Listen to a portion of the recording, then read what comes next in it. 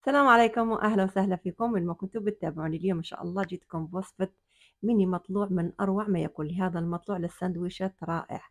طبعا خليت لكم المقادير على الشاشة ونروحوا لطريقة التحضير. إن شاء الله راح نجيب بول كبير، راح نحط فيه كوبايتين سميد لازم يكون ناعم، معلقة خميرة ومعلقة سكر، ونحط فيه 3 كوبايات مية.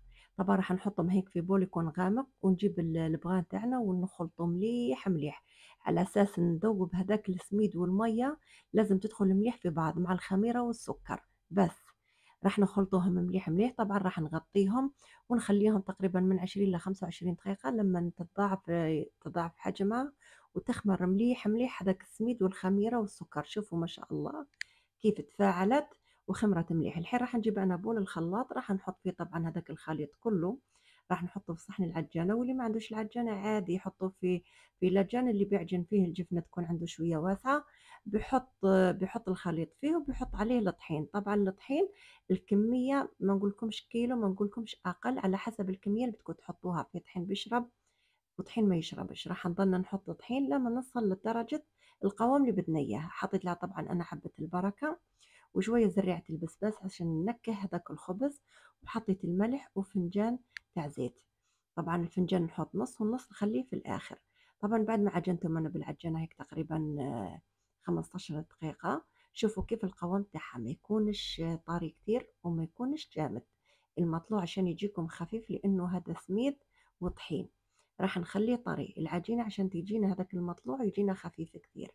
الحين راح نغطيه ونخليه كمان تفاعل الخميرة يخمر مليح العجينة ترتاح. شوفوا لما يصير يتضاعف الحجم تاعها هيك تمام. الحين راح نحطه على طاولة العمل ونجيب طبعا هذاك السميد يكون ناعم ما يكونش خشن هيك، ونجمع العجينة هيك بنحطها بالطول وبنقطع. يعني أنا هذه العجينة عملت لي كمية كتير مليحة تاعت الخبز، اللي عملت لي تقريبا 6 أو 7 ترغفة هيك يكونوا كبار. يعني انت حسب الحجم اللي بدك تعمليهم. بدك تعمليهم مني صغار صغار بيقطع لك يعني كمية كبيرة، او بدك تعمليهم هيك واحدة كبيرة وتقسميها نصين. انا بصراحة عملتهم سندويشات للأولاد، انبسطوا عليهم كتير كتير.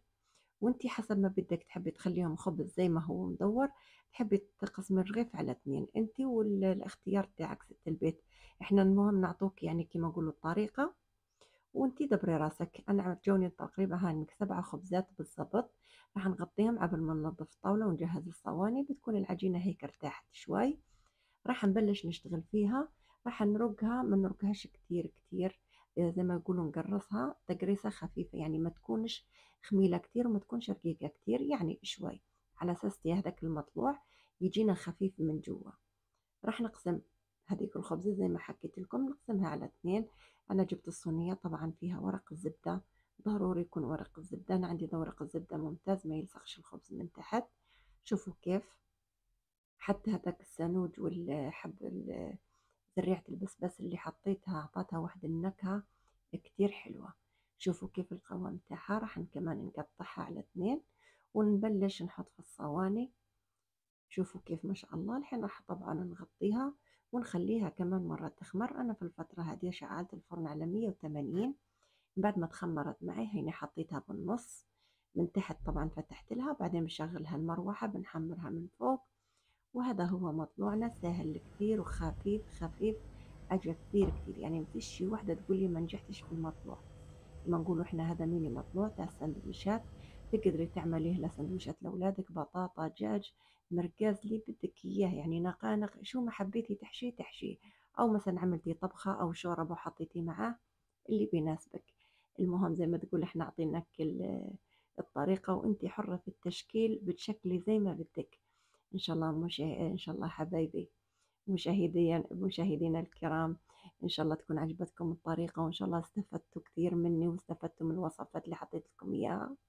ونتشكركم كثير كثير على متابعتكم وعلى تعليقاتكم، ونكم تهلا في روحكم. نتلاقى في فيديو